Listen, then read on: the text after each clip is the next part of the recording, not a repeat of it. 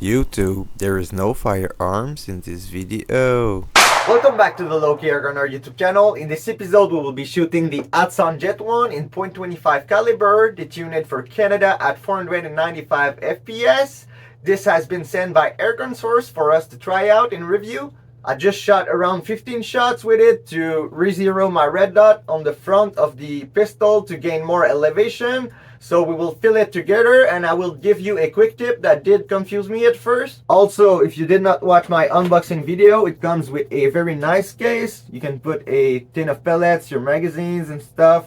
It does not fit in it with an optic on though, so that's why it is not in it right now. So the pistol is at around 200 bar. I want to fill it to 250, which is the max fill. Quick note, I did not need to use the supplied quick disconnect, which is a good thing because it seems to be leaking for now. I don't know if that's just a bad seal, but it doesn't really work. Like I just said, this is a basic quick disconnect. If you can, try to tie this rope to something, so if the fill whips does do something weird, it doesn't go in your face, but that's about it. Then I will make sure that my JTS Comp 1 compressor sent by AirGunSource is set at 250 bars. When you plug it, it will start a fan. Then you can start another fan with that. Make sure that the bleed valve is open. Start the compressor. And then you can close it.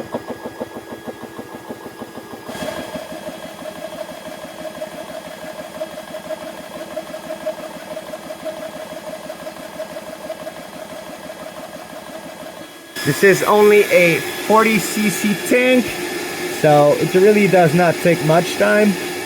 Now, for some reasons, if I don't bleed this super fast, it seems like the fill nipple will not seal fast enough and you might think that it is leaking, but if you do bleed it quick, it should keep all of the air. I was very confused at first and thought it was leaking, but now that I do that, it works perfectly. So it is now full of air, ready to shoot in the basement at 7 meters. I did not clean the barrel. There is no adjustments. I only have one kind of .25 pellets, and this has been performing really good. After the shooting footage, we will discuss about the results that I got in pistol mode without a red dot, what I think about the magazines, the open sights, and stuff like that with the help of my targets. By the way, I will be shooting at 1-inch Splatterburst targets. In the next footage, I will be using the Hades in the single shot rate with this red dot mounted like that, but you will see that mostly because I will try to film it even though it is not easy in the basement. It is pretty cold outside. Hopefully it will get better later today so I can film a bit in the backyard, but wish me luck. Hopefully the framing is pretty decent. I'm trying a different angle because this is a tight space. I don't have a lot of options, but this will be it. So this is a side lever on the left side for pistol convenience for righties. By the way, it does have a trigger guard kind of safety.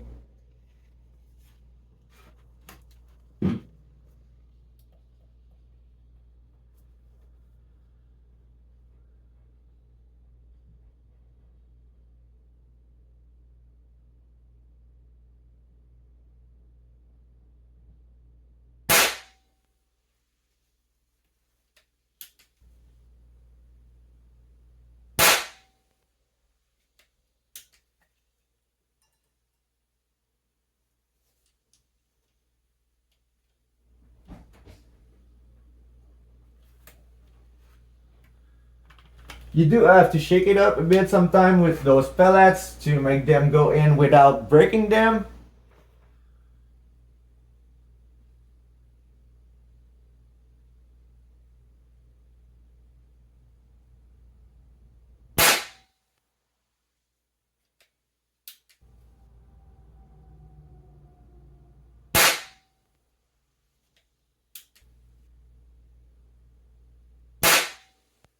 It is definitively pretty loud, but I don't think it is any worse than a Crossman Vigilante CO2 pistol or something like that. This should be 5 shots with a red dot. I will go take a look at that with you guys. Of course, now that I'm on video, I pulled one, but we will shoot more of them. By the way, I'm shooting I now because this is only 7 meter and I was running out of adjustments on the red dot, so I did install it forward and higher to gain this much elevation about it. Let's try to do better on the right target.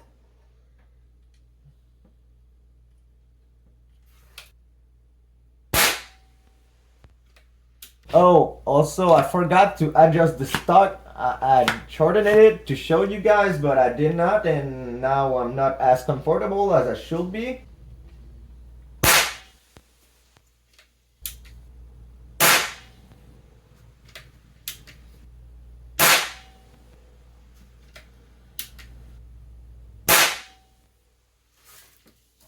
It looks good from here. Let's see. Yep, that's more like it. This thing has been shooting super good with those JSB Hades from 7 meter, which is a good thing because those are my only options. Now, I will try to take a few shots in pistol mode, and yet this thing has been also shooting great in pistol mode. I believe I did my best pistol group first try with it. So, let's see what I can do on camera. That's usually not the best, but you can laugh, rire de moi si tu veux, if you want. Good. Hopefully the framing will be decent, but to turn this into a pistol, you simply push on that button and remove that. We now got this pretty nice pistol. It has a molded grip, and honestly, I pretty much did my best pistol group first try with it, and I was very impressed. So hopefully this will look decent and I will not look like a liar, but sometimes I'm bad and shaky. You will see that hopefully on the camera too, but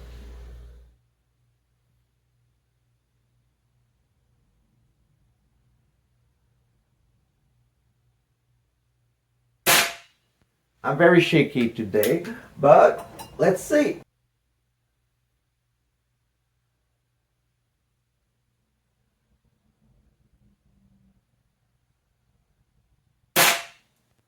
Also, the last time I shot it in a pistol mode, I did not have this on the front, and this was there, and it is better for weight distribution in pistol mode.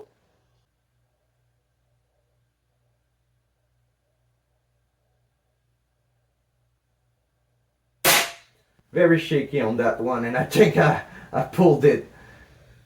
I will shoot 5, but I don't think I'm doing as good as I should.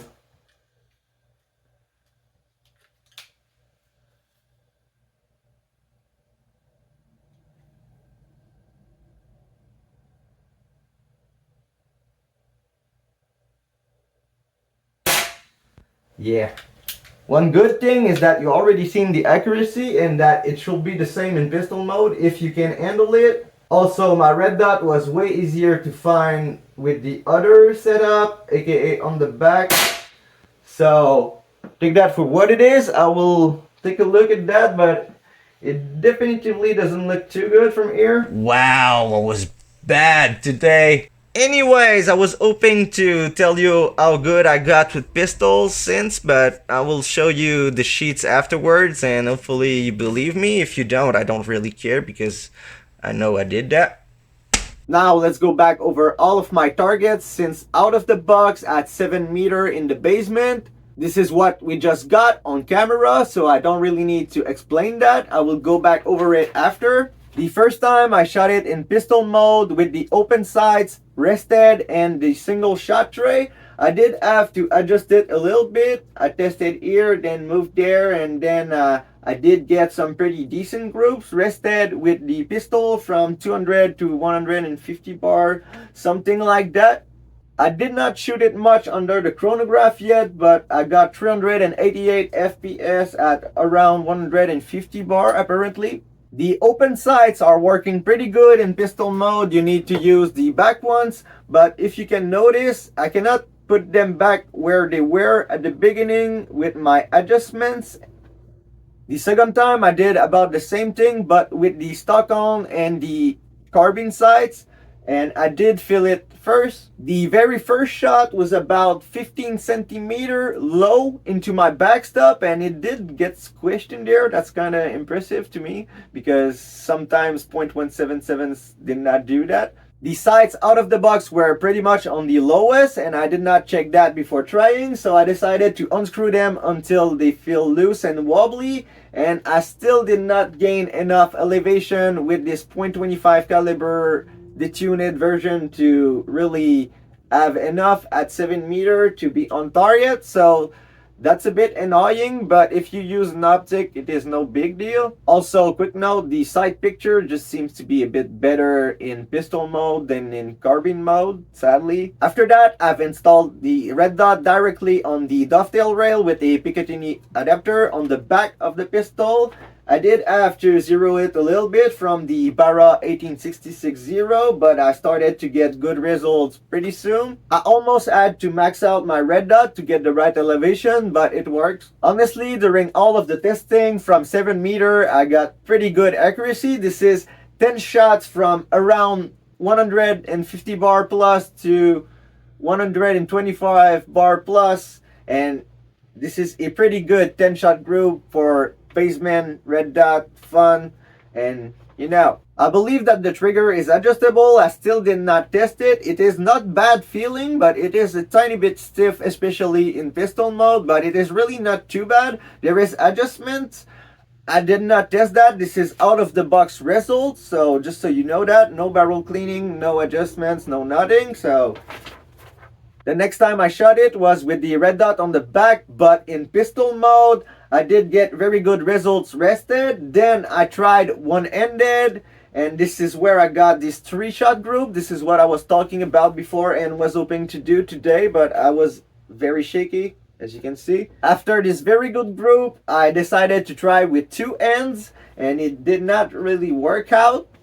And since this was pretty bad, I decided to try another grip, aka holding the front of the pistol, and this worked a bit better, so I will suggest either that or that, but this might work for you. I don't really know, but yet this is pretty much my best shooting with a pistol, so not bad. Then I was curious about using the magazines to make it easier, and we did have a little bit of a surprise. We had a point of impact shift while still keeping a pretty good accuracy. If you look here, this is the same 0 as we had, but we are landing low left.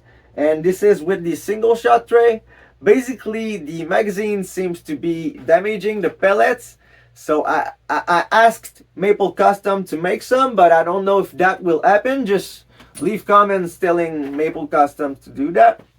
So overall, if you use it at 7 meters, the magazines will get good accuracy still, but you might want to zero with it if you really care about using it. But it will deform the skirt of the pellets a little bit. Also, quick note on the magazines, I did deburr the side of the breech a little bit, and the second time I've used them, the magazine already felt a lot better. So the feel is not bad, but they are not the best still. Later that night, I've asked my girlfriend if she wanted to try it. She got this first group with the carbine, she pulled one.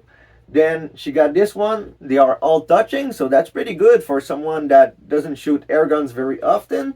And then she tried it in pistol mode, but still rested, and she pulled the first shot and managed to still get them on target. So I will say that she can come with me for some testing. This was earlier today after changing my red dot setup. Basically, it is now on the front and higher. It did give me a bit of elevation. This is my first group from 250 bars. This is 3 shots with the same 0 basically. Then I got this awesome 5-shot group. So maybe that this red dot setup is better for the carbine, but the other one seemed to be better for the pistol, for the weight distribution and maybe eye relief, even though a red dot is not really finicky for that. The last group was with the pistol, but rested just to know if the point of impact was still about the same, and it is. So a red dot is kind of better to not have to zero, but choose your position depending of what you use the most, I guess. And the last sheet is what we did today. I did not do too good with the pistol on camera, but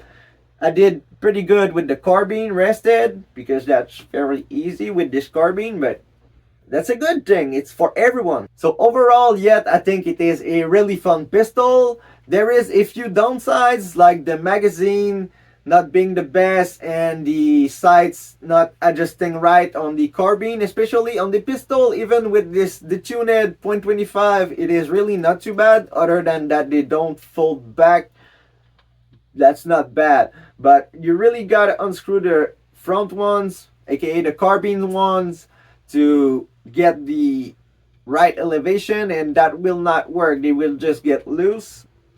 Also, one thing that I never had to do before is dump the bleed valve quick, but that's not really an issue once you know it. It was kind of annoying at first, but now I don't really care. The thing is, I thought it was leaking at first, so that was stressful. So make sure to watch my videos to know not to do that and how to do it, and like this video if it is helping you. This will be about it for this out of the box / basement testing video. I will test it outside soon. If it is warm today, maybe I will do that to try 15-20 meter, but this is detuned, so the velocity will definitively hurt it. Yet we know that it is very accurate. Will it be at 20 meter? Hopefully. I don't know if there will still be enough energy for pesting. I will tell you that in a future video where I test trigger, chronograph. So stay tuned for more videos. A huge thank you to AirGunSource for this opportunity. A huge thank you to you for watching, and I will see y'all in the next one.